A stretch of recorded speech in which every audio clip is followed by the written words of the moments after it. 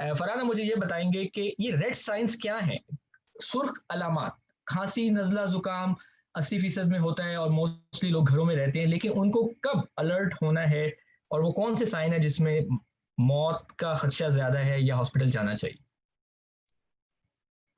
Doctor Waqas, आपने बहुत अच्छा सवाल किया। मेरा ख्याल है लोगों को आसान ज़ुबान में समझाने के लिए बताना ज़रूरी है कि जिस तरह कोई भी बीमारी जब अपनी शिद्दत इख्तियार करती है, तो कुछ कॉमन अलामात होती हैं, जो कि किसी बीमारी की शिद्दत की सूरत में होती हैं। कोरोना के हवाले से एक बात जो मैंने अपने कुछ पढ़े-लिखे दोस्तों में देखी और जिन्होंने अपनी फैमिली में अवेयरनेस बढ़ाई, कि लोगों ने घर पे वो ऑक्सीमीटर ले लिए, ठीक है? और उससे वो अपनी ऑक्सीजन चेक करते हैं।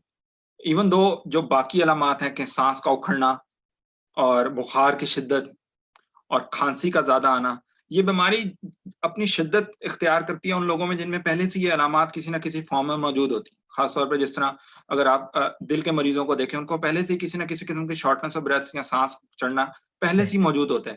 तो उनका टॉलरेंस लेवल ज़रा डिफरेंट होता है। तो मैं ये चाहूँगा कि इस मौके पे इस प्लेटफ़ॉर्म का इस्तेमाल करते हुए जिस तरह लोग अपने घर पे ऑक्सीजन चेक करते हैं और अगर उनकी ऑक्सीजन पल्स ऑक्सीमीटर पे 94% से कम आ रही है, तो ये एक ऐसा फ़िगर है जो उनको अपने सामने नज़र आता है। क्योंकि कितना साँस चढ़ रहा है, ये कोई ऐसी चीज़ नहीं है जिसको आप किसी को बता सकें, आसान अल्फ़ाज़ में। इसी तरह तो एक तो ये तरीका है। दूसरा ये है कि अगर कोई शख़्स इस कदर लाग़र या कमज़ोर हो गया है कि उसको उठने पर चक्कर आते हैं, उसको बेहोशी महसूस होती है, बाज़ अलामात में बेहोश हो जाना। एक निहायत आसान तरीका है ये जाँचने का कि हो सकता है इसका ब्लड प्रेशर बहुत कम हो और उसकी वज़ह से उसको बेहोशी या चक्कर आने के मसाइल का शिकार है। फिर तीसरी जो चीज़ समझने के लायक वो ज़रूरी है और वो इस बीमारी की कॉम्प्लिकेशन से रिलेटेड है, वो है बुखार की शिद्दत।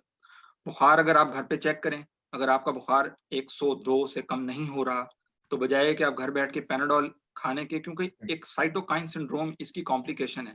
तो बाज़ औक़ात हो सकता है उसमें बाकी अलामात उस तरह से ना आ रही हों, लेकिन वो साइटोकाइन सिंड्रोम की तरफ निकल चुका हो। तो इसी तरह मुसलसल बुखार, ऑक्सीजन का कम होना, बेहोशी, शदीद चक्कर आना, ये वो अलामात हैं जो आपको इमीडिएटली हॉस्पिटल जाना चाहिए। बहुत शुक्रिया। और जैसा कि डॉक्टर फरहान ने कहा कि खतरे की अलामत सांस का उखड़ना, ऑक्सीजन का गिरना, इसमें एक चीज़ होती है जिसको साइलेंट हाइपोक्सिया यानी खामोशी से ऑक्सीजन का गिरना भी कहते हैं।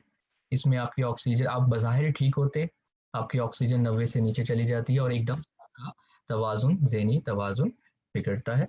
इसको साइलेंट हाइपोक्सिया कहते हैं। इसलिए इस तमाम मरीज़ों को, बेशक अगर उनको हल्की अलामत भी हैं, एक्स-रे कराने का कहा जाता है। तीसरी बात जैसे डॉक्टर अहमद ने की, फरहान अहमद ने की, कि आपकी सांस उखड़ना और आपका ब्लड प्रेशर कम होना, क्योंकि सेप्टिक शॉक होता है और आपको चक्कर जो आते हैं वो इसी वजह से आते हैं। और उसमें मैं यहाँ इजाफा करूंगा कि 29% में आपका दिल का जो इन्फ्लेमेशन है वो भी होता है, जिसको मायोकार्डाइटिस कहते हैं। सोजिश होती है जिसपे आपको चेस्ट पेन होती है। और यहाँ पे गुर्दे फेल होने का चांस 14% है। ये जो मैं आपको नंबर्स बता रहा हूँ ना, ये मैं नंबर्स आपको तमाम तहकीकों को इकट्ठा करके बता रहा हूँ। और इसे बताना इसलिए ज़रूरी है कि आपको अंदाज़ा हो रियाज़ी के हिसाब से, क्योंकि हम लोग माशाल्लाह रियाज़ी दान कौम है, हमें पता होना चाहिए कितने फ़ीसद में क्या-क्या होता है। तो फरहान, मैं आपकी तरफ वापस आऊँगा। आपने जो खतरे की अलामत बताई, उनमें डेफ़िनेटली आपको हॉस्पिटल जाना चाहिए। और मैं यहाँ वैक्सीन का जो एक कॉन्सेप्ट है कि एक वैक्सीन क्या होती है और तमाम वायरस जो कि बीमारियाँ होती हैं, उनमें सबसे बड़ा रोल वैक्सीन का ही होता है।